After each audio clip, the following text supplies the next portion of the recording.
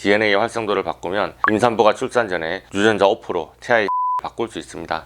내가 유전자 ON으로 타고난 있어도 후천적으로 5% 바꿀 수 있습니다. 나쁜 유전자를 똑같이 타고났지만 누구는 유전자 예언대로 살고 누구는 유전자의 저주를 이기고 더 건강한 인생을 살 수 있다는 것입니다. 그래서 유전자의 활성을 조절하는 환경 요인이 뭘까요?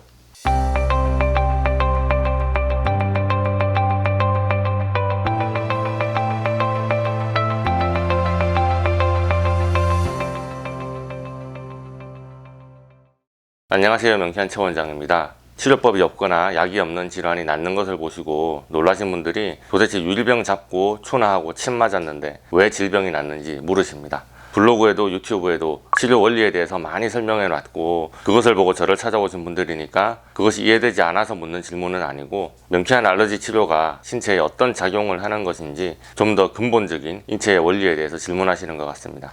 그 질환을 발현시키는 DNA 유전자 스위치를 명쾌한 알러지 치료로 꺼버린 겁니다. 선천적으로 타고난 DNA는 똑같아도 DNA가 활성화되는 것을 후천적으로 켤 수도 있고 끌 수도 있습니다. 쉽게 말해서 저는 유전적으로 타고난 알러지를 치료할 수 있다고 말하는 거예요. 제 말에 의구심이 드는 여러분, 유전적으로 바뀔 수 있는 부분이 있고 바뀌지 않는 부분이 있다는 것은 사실입니다. 유전적으로 남자로 태어난 사람이 어떻게 하다 보니 여자로 바뀌는 그런 일은 일어나지 않습니다. 그것은 노력과 상관없이 전적으로 유전자가 결정합니다. 그런데 유전자 때문이 아닌데 무분별하게 유전자 탓을 하니 제가 안타까운 마음에 영상을 찍어봅니다. 예를 들어 유방암과 난소암의 가족력을 지닌 미국 배우 안젤리나 졸리는 BRCA1 유전자에 변이가 있는 것을 확인하고서 아직 암이 걸린 것도 아닌데 유방과 난소를 선제적으로 절제했죠. 유전자로 타고난 질병을 인간의 노력으로 바꿀 수 없다라며 슈퍼스타가 나서서 전 세계에 광고한 셈이 되었습니다. 국내에서는 유전자 검사 후 유방 선제적 절제술을 받는 환자가 6배 급증했습니다. 안젤리나 졸리 효과라고 부르더군요.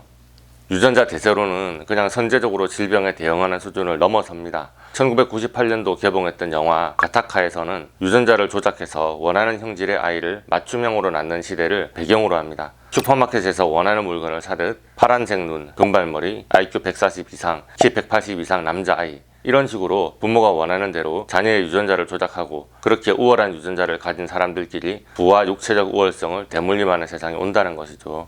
인간에게 치명적인 유전적 돌연 변이를 유전자 가위로 도려내는 종류의 연구는 지금도 활발히 연구 중이고 영화의 상상력이 세상에 실제 구현된 것이 아주 많기 때문에 저는 인류가 이런 종류의 기술을 자유자재로 사용할 줄 알게 된 미래의 인간이 인류의 후대에 어떤 일을 벌일지 두렵다는 생각이 듭니다. 과학은 그 어떤 학문보다 인간의 사상을 논리적으로 지배합니다. 유전자가 나의 삶을 지배한다는 믿음이 있고 태어날 때부터 부모로부터 물려받은 유전자를 내가 어쩔 수 없다는 생각에 지배되어 있으니 나는 유전자의 희생물이라는 논리가 생깁니다. 이번 생은 망했어. 아이들이 자주 하는 말인데 다른 부모 밑에 다시 태어나서 DNA를 바꾸는 거 말고는 답이 없다는 생각이죠. 나를 있는 그대로 사랑해줘. 내 생각과 행동과 습관은 안 변한다. 이렇게 유전적으로 타고났으니 어쩔 수 없다. 이런 식의 가치관을 어떻게 생각하시나요? 그런데 엄청난 것을 하나 말씀드립니다. 과학은 진리가 아닙니다. 최신 유행으로 업데이트되는 가설일 뿐이죠. 때가 되면 새로운 패러다임이 나타나서 새로운 시대의 사상으로 바뀔 수 있습니다. DNA가 삶을 통제한다는 학설은 1953년에 DNA의 이중나선 구조와 기능을 밝혀낸 이후 분자 생물학의 핵심 도그마가 되었습니다. 그러나 70년이 흐른 지금은 유전학의 최신 유행이 바뀌는 중입니다. 유전자가 생명을 지배한다는 생물학의 중심 원리에 큰 오류가 있거든요. 맨 처음 사람의 몸은 세포 한 개였습니다. 수정란이 체세포 분열을 반복하더니 배아가 되고 점차 각 기관을 형성하며 분화됐죠. 인체의 모든 체세포는 수정란이 갖고 있던 DNA와 동일한 유전자를 가지고 있지만 DNA에 저장된 3에서 5만 개의 모든 유전자를 다 해독하는 것이 아니고 필요한 부분만 해독해서 필요한 단백질만 선택적으로 합성합니다. 이렇게 유전자로부터 단백질을 합성해내는 과정을 유전자 발현이라고 합니다. 특정 부위의 유전자가 활성화된 거예요.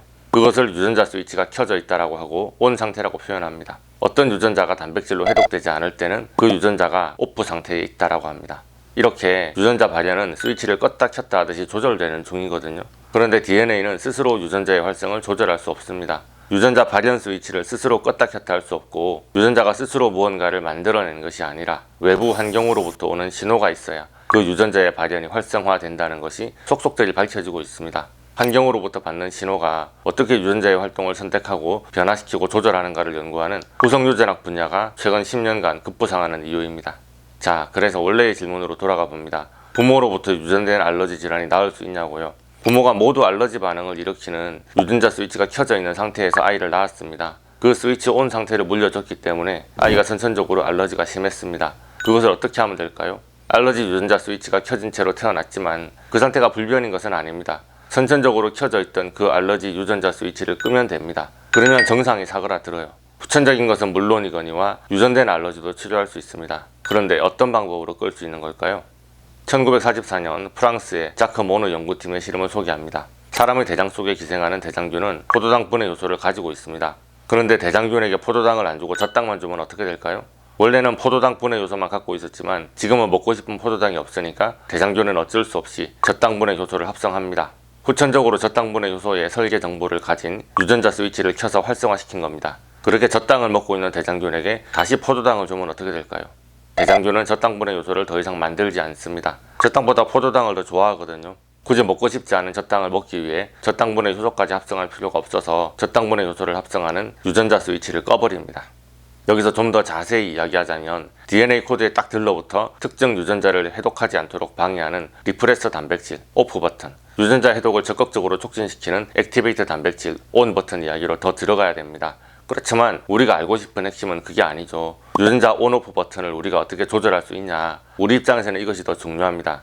대장균 실험을 돌이켜보세요. 뭐를 했던가요? 먹이에 노출됐죠. 외부 환경, 음식에 맞춰서 유전자 활성이 조절됩니다. 그래서 우리가 그렇게 유기농 먹거리에 집착하고 각종 좋다는 음식을 찾아 먹고 식이요법에 그렇게 신경 썼던 겁니다. 먹는 것이 유전자 활성을 조절할 수 있다는 걸 우리는 은연중에 알고 있었던 거예요. 즉 DNA를 메틸기와 결합시키면 유전자의 활동을 차단하거나 변화시킬 수 있습니다. 메틸레이션이라고 합니다. 메틸기가 유전자의 DNA에 들러붙으면 리프레스 단백질의 결합 특성을 변화시켜 DNA에서 잘 떨어지지 않고 유전자를 읽기가 어렵게 되거든요. 그래서 좋은 외부 환경으로 변화를 주어 DNA의 활성도를 바꾸면 임산부가 출산 전에 유전자 오프로 태아의 형질을 바꿀 수 있습니다. 내가 유전자 온으로 타고난 형질이 있어도 후천적으로 오프로 바꿀 수 있습니다. 나쁜 유전자를 똑같이 타고났지만 누구는 유전자 예언대로 살고 누구는 유전자의 저주를 이기고 더 건강한 인생을 살 수 있다는 것입니다. 그래서 유전자의 활성을 조절하는 환경 요인이 뭘까요? 좋은 영양, 양질의 음식, 특히나 메틸레이션이 가능하게 하는 영양소입니다. 그리고 정신적, 육체적 스트레스, 운동, 명상이나 기도 등 감정 다스리는 습관 등이 영향을 줍니다. 또 바이러스, 박테리아 등의 감염 물질, 먼지나 화학 물질, 환경 물질 등의 흡입 인자, 약이나 주사, 방사능 노출 등의 물리적 요인, 중금속 오염, 환경 호르몬 등의 독소가 유전자 온 버튼에 영향을 미칩니다. 암이나 심혈관 질환, 당뇨 등 많은 질병에서 유전보다는 후천적인 환경 요인이 중요하다는 연구 결과가 많습니다. 그렇지만 언론도 의학계도 그리고 대중들도 그 이야기는 잘 듣고 싶어 하지 않습니다. 예를 들어 유방암과 관련된 브라카1 유전자와 브라카2 유전자가 발견되자 미디어가 법석을 떨었고, 게다가 안젤리나 졸리까지 나서서 선제적으로 유방암 난소를 절제하니 대중에 엄청난 반향을 일으켰지만 미디어는 유방암 발병 요인의 95%가 유전을 제외한 환경 요인이라는 사실을 강조하지 않습니다. 상당수 암 발병 원인은 결함 있는 유전자 한두 개 때문이 아니라 암 유전자를 발현시키는 환경 자극 때문입니다. 우리의 유전 사설에는 약한 고리가 정해져 있지만 그것이 곧 우리의 운명은 아니라는 사실을 기억해야 됩니다. 자, 그런데 너무 열심히 영상을 봤는데 답이 너무 뻔한가요? 여러분이 처음 듣는 말은 아니었을 겁니다. 열심히 좋은 음식 먹고 운동하고 명상하고 몸에 나쁘다는 것 피하고 다 우리가 그러면서 살아왔어요. 여기서 뭘 어떻게 더 할 수 있나요? 묻는 분들, 우리가 바꾸고 싶은 세포 단위, 유전자의 특성은 입자성보다 파동성이 강한 영역입니다. 그래서 세포 핵에 들어있는 염색체보다 작은 DNA 차원에서는 물질의 자극보다 에너지의 자극이 훨씬 강합니다. 즉 DNA 스위치를 조절한다는 환경 신호 중에서 에너지 방식을 이용하는 겁니다. 그래서 저는 그동안 뇌신경계가 비정상적으로 과민하게 반응하는 알러겐을 찾아내어 그 에너지 정보를 신체 외부에서 접촉시켜 그 뒤틀림을 바로잡는 치료를 하던 중입니다. 그래서 양자물리학적 정보를 이용해서 에너지 정보라는 환경 신호를 바꿔서 DNA 스위치를 조절하는 것입니다. 제가 굳이 먹는 것, 한약이나 영양제를 추천하지 않았던 이유이고, 알러지 치료를 위해서 물질 대신 굳이 에너지 바이아를 사용하는 이유이기도 합니다.